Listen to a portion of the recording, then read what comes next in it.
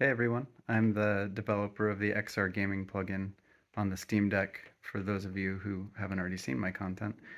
And I'm back with an update for you all, but this time it's not actually about gaming. So for months I've been promising a solution for having a virtual workspace on Linux, which I've been calling productivity. So this is a productivity solution for Linux workstations using XR glasses and and today I have a little demo for you. So it's not ready yet.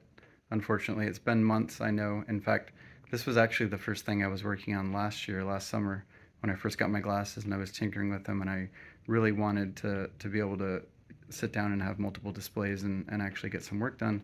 And then I came across the gaming thing, and it combined with Steam Deck, and it all kind of blew up. And I spent a bunch of time on the gaming side. But for the last probably 6 or 7 weeks, I've been experimenting with productivity solutions and doing tons of research and trying to find a really good solution. Um, and in my research, I've come across various ways of doing this. And so why has it taken so long? Why is it so challenging?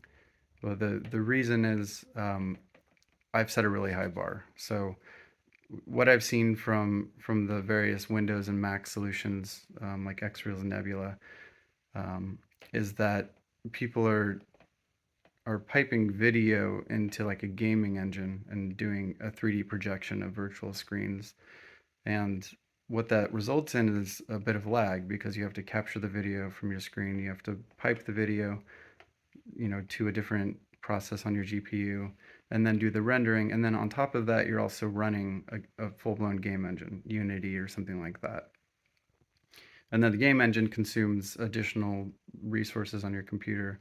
So what you end up with is, multiple virtual monitors, and that's great, but it doesn't feel native. So you move your mouse, and maybe it takes a little bit of extra time, just enough to be noticeable, or you can't necessarily put a full screen video on one screen and do your work on another, or play a full screen video game or something like that. So what I wanted, and the reason that this is taking so long, is I wanted to have a solution that felt native. So if you had plugged in multiple monitors, real monitors, into your computer, and you move your mouse, the mouse will move instantly because it's just a real monitor. And I want this to feel like that. And I want you to be able to, drag multiple windows over and spread them all out and do all your work, watch a full screen video, do, intensive graphics applications, or play a game and have it all run native feeling. Um, so minimal lag. It shouldn't consume too many additional resources on your computer. You should be able to do all the things that you already do.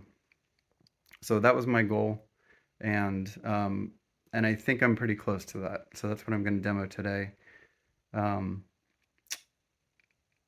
in order to achieve that, I had to make some trade-offs, which may be controversial, and I'll get into the details of that in a little bit.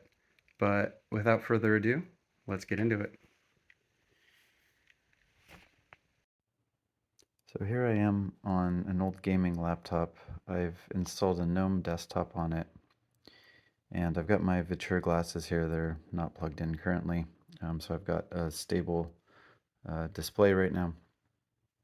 And the solution that I've landed on at this point is I figured that in order to get a native feeling desktop, I needed to try to see if I could modify a compositor in some way. Um, and I considered actually going in and modifying Mutter or some other, Sway compositor to try to build in the functionality I wanted. But then I noticed that GNOME actually offers something they call extensions, which is a way to build in effects and other kind of utilities into the operating system, into the compositor. And so I started playing around with that, and I was able to get my shader to actually work with GNOME. So the controversial decision I mentioned earlier is that right now this only works for GNOME. But the other thing that was great about GNOME that checked my all the boxes was that it can be run nested. So even if you're running another distro that doesn't support GNOME, some other compositor, it can even be an X11 display server, you can run GNOME nested, put that window in your glasses, and get this effect. Um, I don't have much to show for the nested here. I'm showing right now a native GNOME install, but as you can see, I've got multiple windows open. I'm gonna plug in my glasses.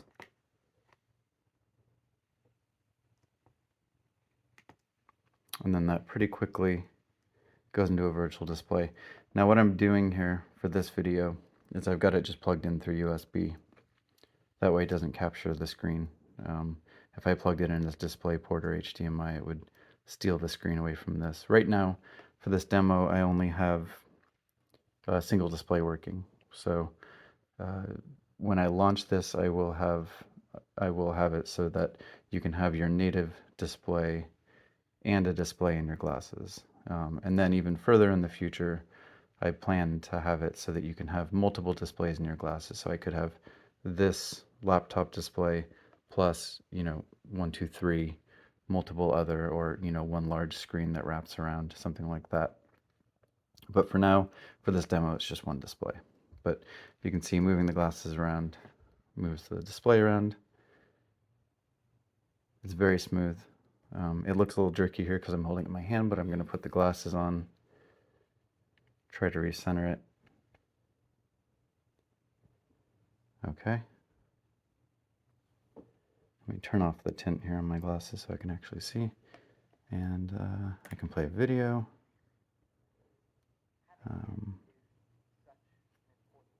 Can even like pop it out. Let's see. Will that work? Pop it out.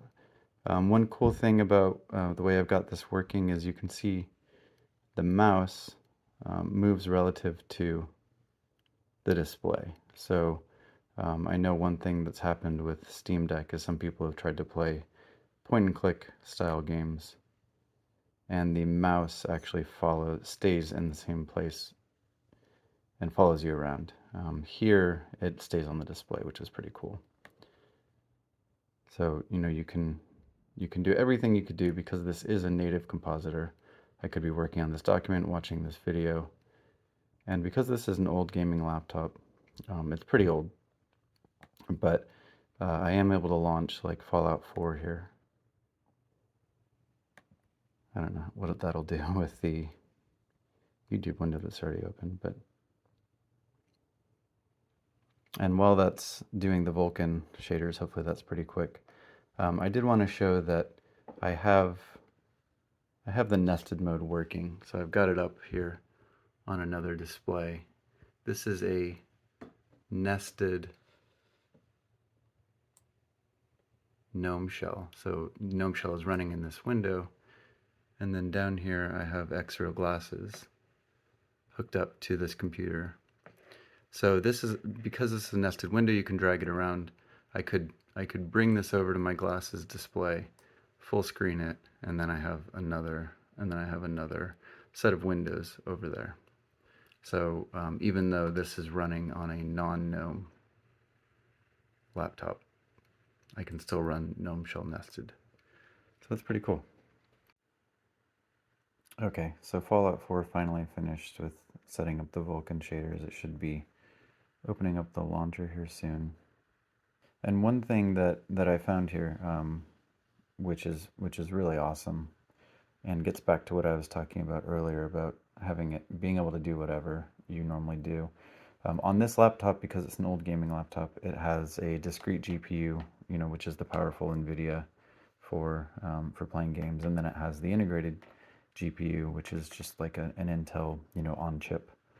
And the compositor, which is GNOME, is the one that's doing all of this stuff. But games are played on the NVIDIA GPU.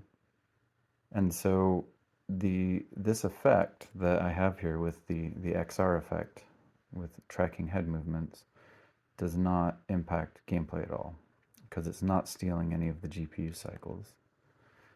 I do have this set to ultra, pretty high settings for this laptop. This is a really old, like 7-year-old laptop, and it's playing on ultra. But it still manages to hit a pretty high frame rate, and despite that, despite the fact that it's running, in this XR effect, it still runs buttery smooth. The other cool thing about the XR effect, the head tracking, being using the compositor process and rendering, is that even if this game was running at a really low frame rate, let's say it's chugging along at 15 frames a second, this movement would still be very smooth. With the exception of, maybe a case where you were sharing a GPU, but because it's using a separate card, it does exactly what I wanted, which is I can do anything on this virtual display. The resource consumption from this is pretty minimal, as you've seen. So that's it for now. I will have more information as I add features and get this closer to launch, but as of this recording, I've still probably got a good month or two left of work to add support for the native display plus the virtual display, and then get it all tested and packaged up and launched. So that's it for now. Thanks for watching.